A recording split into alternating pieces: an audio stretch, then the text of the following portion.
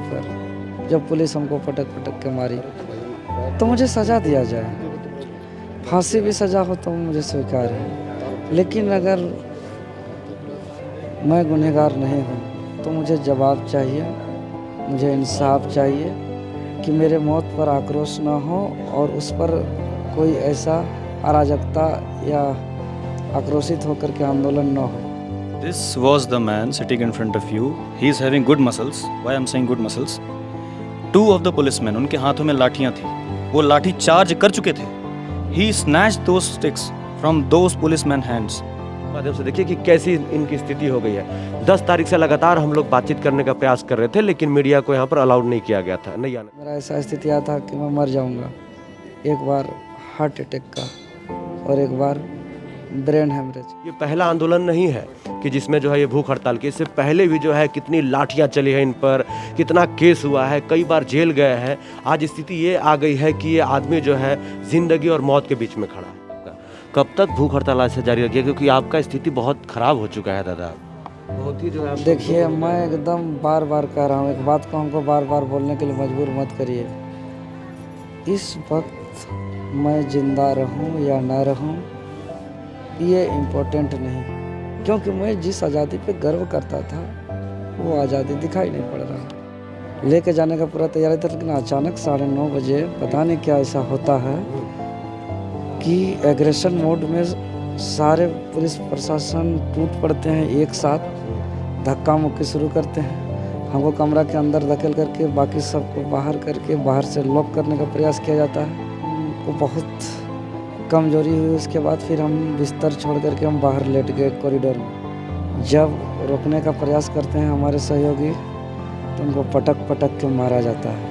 दोस्तों, आज पूरा देश स्वतंत्रता दिवस मना रहा है, लेकिन झारखंड की राजधानी रांची के सदर अस्पताल से जो तस्वीरें आई उसने कई सवाल खड़े कर दिए। जैसा कि आपको पता है कि पिछले 22 दिनों से लगातार राजधानी रांची के जयपाल सिंह मुंडा स्टेडियम में छात्रों का अनिश्चितकालीन सत्याग्रह चल रहा है, और इस पूरे आंदोलन के जो मुख्य चेहरा हैं वो छात्र नेता देवेंद्र नाथ महतो हैं। अभी सदर अस्पताल में आईसीयू जहां पर इनका इलाज चल रहा था उसी गेट के बाहर पड़े हुए हैं, और सुबह जिस प्रकार की तस्वीरें निकल कर आई जहां पर जो है पुलिस के साथ धक्का मुक्की हुई, पुलिस ने धक्का मुक्की की, बताया जा रहा है कि लाठीचार्ज भी हुई। देवेंद्र नाथ महतो जो है तिरंगा यात्रा में शामिल होना चाह रहे थे, आज झंडा फहराना चाह रहे थे, लेकिन कुछ भी नहीं कर पाए। देख सकते हैं देवेंद्र नाथ महतो किस स्थिति में। हम इनसे कोशिश करेंगे थोड़ा सा बातचीत करने का। दादा, सबसे पहले आपको जोहार रहेगा, पूरा झारखंड आपके साथ है दादा। तमाम लोग काफ़ी जो है आज का जो वीडियो वायरल हुआ जिसमें जो है धक्का मुक्की हुई, आपको कस के जो है जकड़ा गया था, लोग काफ़ी जो है मायूस हैं, काफ़ी जो है उदास हैं कि आखिर हमारे दादा ने ऐसा क्या किया है, हमारे दादा के साथ ऐसा क्यों कर रहे हैं, कैसे हुआ दादा ये सब चीज़? देखिए, आज स्वतंत्रता दिवस है। आज का दिन बहुत गर्व का है और मैं प्रत्येक वर्ष आज का दिन झंडोत्तोलन करता हूँ।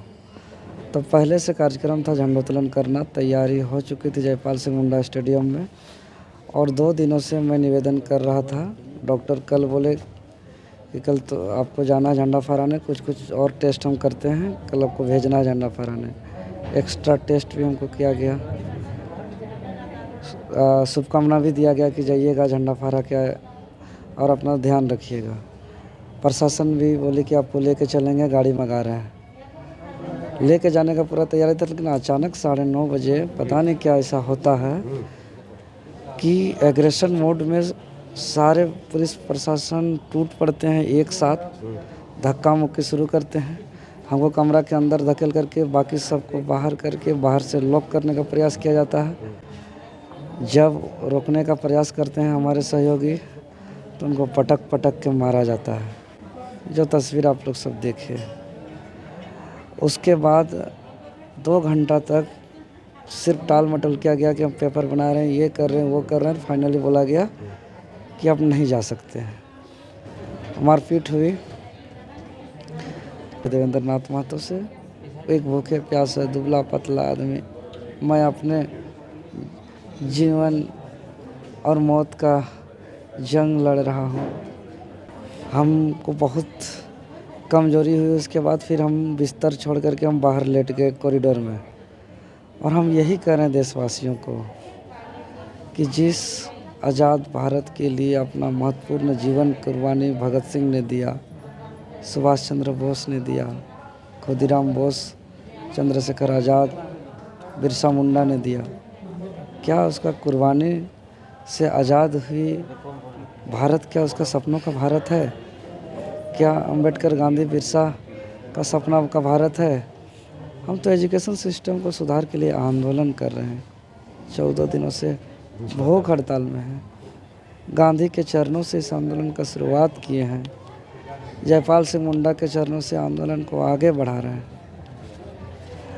झंडा फहराना मेरा अंतिम सांस में भी एगो देशभक्ति के नाते मेरा उम्मीद था, इच्छा था, लेकिन आज हमको मार दिया गया, रोक दिया गया। तो आज हम झंडा फहरा पाए नहीं फहरा पाए, चलिए एक बहुत बड़ा सवाल नहीं है, लेकिन आज सवाल है जिस आज़ादी का बात आज भाषणों में की जाती है, न्यूज़ चैनलों पे की जाती है, कार्यक्रमों में की जाती है कि यहाँ सब स्वतंत्र हैं, गरीब हो, किसान हो, मजदूर हो, शोषित हो, पीड़ित हो, क्या जो स्वतंत्रता की बात कही जाती है वो स्वतंत्र है? ये मेरा सबसे बड़ा सवाल है। अगर नहीं है तो आज 80 साल में क्या आज उनका आत्मा को कैसा महसूस हो रहा है? इस बात को मैं आज इस बात से परेशान हूँ कि आज 80 साल बाद 80वां स्वतंत्र दिवस के दिन, आज़ादी के दिन, आज़ादी का इस स्वरूप को देखने से अच्छा मैं मर क्यों नहीं गया। मुझे बहुत तकलीफ़ है, क्योंकि मैं जिस आज़ादी पे गर्व करता था वो आज़ादी दिखाई नहीं पड़ रहा है। तो हम बाकी लोग से क्या आज़ादी का उम्मीद करें? जैसे कि आप बताएं, आपके सहयोगी 1-2 इंटरव्यू में बताए कि आपने भी बोला कि कल जो है ऐसा था कि आप जा सकते थे झंडा फहराने के लिए और तिरंगा यात्रा में शामिल होने के लिए। तो ऐसा क्या हुआ कि अचानक सुबह जो है सैकड़ों की संख्या में पुलिस प्रशासन के लोग पहुंच गए, यहाँ पर जो है आपको रोक लिया गया, जकड़ लिया गया, क्या हुआ? जी, उसी जवाब के लिए मैं हॉस्पिटल का बिस्तर छोड़ करके कॉरिडोर में आया हूँ कि अगर मैं गुनहगार हूँ, मैं दोषीदार हूँ इस मामले पर, जब पुलिस हमको पटक पटक के मारी तो मुझे सज़ा दिया जाए, फांसी भी सज़ा हो तो मुझे स्वीकार है। लेकिन अगर मैं गुनहगार नहीं हूँ तो मुझे जवाब चाहिए, मुझे इंसाफ चाहिए कि आखिर किसके आदेश पर मुझे झंडा फहराने से रोका गया, तिरंगा यात्रा से जाने से रोका गया, जबकि मैं लिख के दिया था हॉस्पिटल को कि मैं अपने मर्ज़ी से जाना चाहता हूँ। अगर जाने के क्रम में मेरा तबीयत बिगड़ती है तो इसका संपूर्ण जिम्मेवारी मुझ पर है। सदर अस्पताल को किसी प्रकार का जवाबदेही नहीं है, ये मैं लेटर लिखा था, लिख के दिया है। उसके बावजूद आखिर क्या डर है देवेंद्र नाथ महतो से? एक भूखे प्यासे दुबला पतला आदमी, मैं अपने जीवन और मौत का जंग लड़ रहा हूँ। 2 बार मेरा ऐसा स्थिति आया था कि मैं मर जाऊँगा, एक बार हार्ट अटैक का और एक बार ब्रेन हेमरेज का।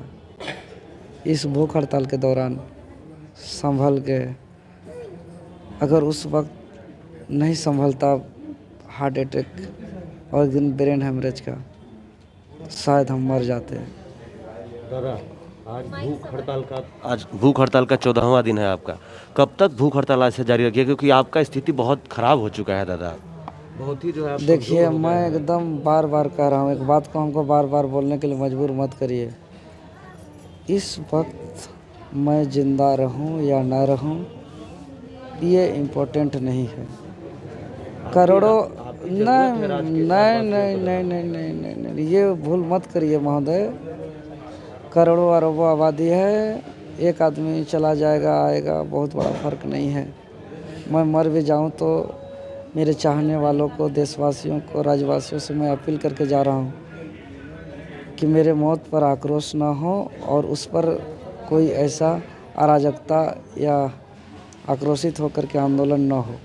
मेरा अंतिम इच्छा है कि मैं जिस मुद्दा को लेकर के लड़ा हूँ, छात्र हित, एजुकेशन सिस्टम सुधार, JPSC JSSC में भ्रष्टाचार ख़त्म, आप उसी लड़ाई को आगे बढ़ाएंगे मुद्दा कमज़ोर नहीं होना चाहिए, लड़ाई कमज़ोर नहीं होना चाहिए। मैं मरूं या ज़िंदा रहूं वो बहुत बड़ा मायने नहीं रखता है। सिस्टम सुधार होना चाहिए, मेरा आखिरी ख्वाहिश यही है।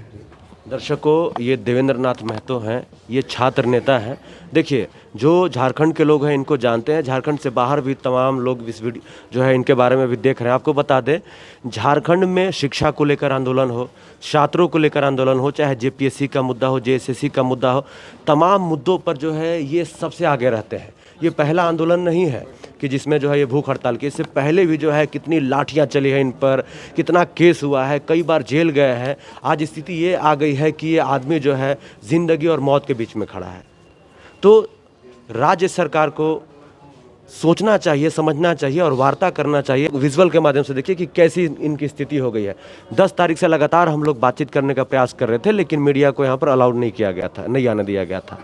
आज जो है जो तस्वीरें निकल कर आई, उसको देख के ऐसा लगा कि यार आखिर हमारे राज्य में क्या हो रहा है। आज हम लोग आज़ादी दिवस मना रहे हैं, 80वां स्वतंत्रता दिवस मना रहे हैं, और उस दिन जो है इस प्रकार की तस्वीरें निकल कर आई, कहीं ना तो कहीं ये बहुत गलत था। क्योंकि ये आदमी ऐसा है, इनको मैं बहुत पहले से जानता हूँ। ये भीड़ आए या ना आए, ये बंदा अकेला खड़ा रहता है, सैकड़ों हज़ारों लोगों के बीच में अकेला। आप सोचिए कि 14 दिनों से लगातार भूख हड़ताल पर मौजूद है। 10 तारीख को विधानसभा मार्च किया गया था छात्रों के द्वारा, उस दिन भी इस स्थिति में ये गए थे वहाँ पर। और इस पूरे आंदोलन का मुख्य चेहरा है, और मुख्य चेहरा को झंडा फहराने नहीं दिया गया, तिरंगा यात्रा में शामिल नहीं किया, जाने नहीं दिया गया। और सवाल ये है कि आखिर किस बात का डर है सरकार को इनसे? कई सवाल खड़े होते हैं। इनके साथी हैं, सहयोगी हैं, लगातार जो है इस आंदोलन में ये भी इनके साथ जुड़े हुए हैं। दादा, सुबह सुबह कैसे हुआ? क्योंकि वो वीडियो सोशल मीडिया पर आग की तरह फैल रहा है, पूरा देश जो है देवेंद्र दा के साथ है। कैसे हुआ ये, शॉर्ट में बताइएगा। आप दादा से एग्जैक्ट जानकारी लीजिए। दादा कल आज सुबह उनको पूरी ये आश्वासन था कि निकल के जाएंगे, और गेट पे दादा थे। ये आपको बेटर बताएंगे, मैं यहाँ सामने बैठा था। दादा कैसे हुआ दादा? क्योंकि ना लोग जानना चाह रहे हैं। देखिए, बहुत दुखनीय घटना है, इसको बोला नहीं जाता है। सब एक 14 दिन उपवास, फास्टिंग है, उपवास रह के इस तरह कंसर्न बैठ के एक मान ले अपराध किया रहता, कैदी रहता, कुछ क्रिमिनल केस रहता, कुछ इनकी तो खुद बोल रहे हैं ये मांग कर, अगर हम गलत हैं हमको सजा के फांसी में हमको दे दिए, को भी झंडा फहराने दिया जाता है जेल में। तो वही न बोल रहे हैं। तो कैदी जब फहराते हुए कौन सा ऐसा अपराध किए हैं जो कि हॉस्पिटल में इस तरह आज 80वां स्वतंत्रता दिवस मनाया जा रहा है, उनका उसका विषय में लाठी दे रहे हैं छात्रों को। ये तो कहाँ का न्याय है? कहाँ का आप भाषण दे रहे ऊँचा ऊँचा, वहाँ हम लोग का स्वतंत्रता दिवस पे ये सब हमारा अम्बेडकर साहब का ये सब कानून पढ़ा रहे हैं, और यहाँ तो आपकी सरकार, आपका सिपाही इतना लाठी दे रहे हैं। ये तो कहीं का न्याय नहीं है। हम चाहते हैं कि यहाँ का प्रशासन से, अभी तो भाग गए, कहाँ गए उनका शेर? दिन भर थे, लेकिन अरे मुर्दा बन गया। हम तो अभी बोल रहे हैं आप लोग के चैनल के माध्यम, आइए आप आइए। सुबह में तो कहाँ से लाए? उस समय तो आप इतना मतलब बोल अपने आप का राजा समझते थे। वर्दी का दूध दुखा के ये हमारे भाई को अंदर ढल के हम लोग को बाहर निकाल रहे थे, और इतना लेकर आए लाठी डंडा किया। क्रिमिनल है, हॉस्पिटल है, ये स्वास्थ्य के से लाया गया था कि सुचारू वहाँ विधानसभा जैसे प्रोटेस्ट किया गया, यहाँ लाया कि भैया इसका स्थिति, इसका शरीर खराब है, थोड़ा सा इसको हम स्वास्थ्य के अच्छे तरह से, यहाँ हमारा स्वास्थ्य मंत्री भाई आए हुए थे। दिन में जो है इनके भाई, बड़े भैया आए हुए थे, इनके चचा हुए थे, उनको भी शायद मिलने नहीं दिया। कोई किसी से मिलने नहीं दिया, जबकि जितना भी महिला आई उसको भी यहाँ से कुछ नहीं। इतना मतलब फोर्स बना गया, मतलब इतना बड़ा पूरा आतंकवादी है ये, मतलब AK-47 लेके घूम रहा है, हत्या कर चुका है इस तरह के। This was the man sitting in front of you. He is having good muscles. Why I'm saying good muscles? 2 of the policemen, उनके हाथों में लाठियां थी, वो लाठी चार्ज कर चुके थे।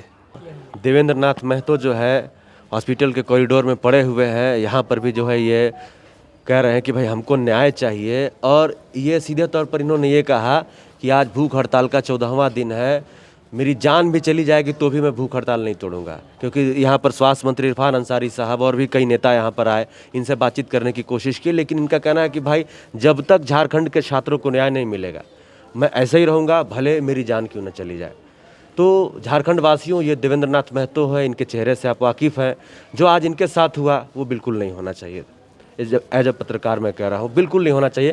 क्योंकि ये आदमी ना हमेशा झारखंड के छात्रों के लिए खड़ा रहता है, चाहे मुद्दा कोई भी हो, हमेशा खड़ा रहता है ये आदमी। और इस आदमी को आज झंडा फहराने नहीं दिया गया, इनको तिरंगा यात्रा में शामिल नहीं होने दिया। क्योंकि जो ये आंदोलन चल रहा है, जिसके मुख्य फेस हैं ये, चाहे नेशनल मीडिया हो, इंटरनेशनल मीडिया हो या लोकल मीडिया हो, सब लोग इनके बारे में बात करते हैं। और इनको जो है इस अस्पताल से बाहर नहीं निकलने दिया गया। हालांकि अब भी जा सकते हैं, अब एक भी पुलिस बल के जवान मौजूद नहीं है। तो सुबह 7 बजे से 8 बजे से लेके 5 बजे तक ऐसा क्या कर देते देवेंद्रनाथ महतो जिसके कारण इनको नहीं जाने दिया गया? ये तो भाई बहुत बड़ा सवाल रह गया।